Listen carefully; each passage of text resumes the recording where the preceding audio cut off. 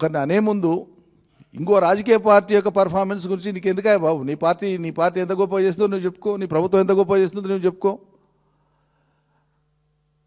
మేము ఎప్పుడన్నా అన్నామా సోనియా గాంధీ గారు అనారోగ్యంతో ఉన్నారు కాబట్టి ఆమె ప్రజాక్షేత్రంలో దిగుతలేదు, వివిధ రాష్ట్రాలలో ఎన్నికలైతే ఆమె జాతీయ స్థాయి నాయకురాలే, పార్టీ నడిపెట్టామంటే ఆమె తిరుగుతలేదు మేము ఎప్పుడన్నా అన్నామా?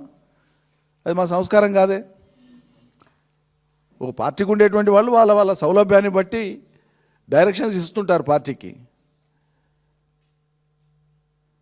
ఈ మరి చాలా యాక్టివ్గా ఉండి వయసులో ఉండి కరాటే వస్తుంది, జూడో వస్తుంది, ఫైటింగ్ వస్తుంది, స్విమ్మింగ్ వస్తుంది, భారతదేశం మొత్తం కింది నుంచి పైకి తిరిగిండు రాహుల్ గాంధీ. మరి అంత యాక్టివ్ ఉన్న రాహుల్ గాంధీ పోయి బీహార్లో మరి 6 సీట్లు ఎందుకు వచ్చింది కాంగ్రెస్ పార్టీకి? కేసీఆర్ ఆరోగ్యం మీద, కేసీఆర్ వయసు మీద అవహేళన చేసి నువ్వు మాట్లాడుతున్నావు కదా. మరి చాలా ఆరోగ్యంగా ఉన్నటువంటి రాహుల్ గాంధీ గారు దేశవ్యాప్తంగా పర్యటనలు చేసి దేశవ్యాప్తంగా ఇవన్నీ చేస్తే మీకు బీహార్లో 6 సీట్లు ఎందుకు వచ్చినాయండి రేవంత్ రెడ్డి గారు? సమాధానం చెప్పు.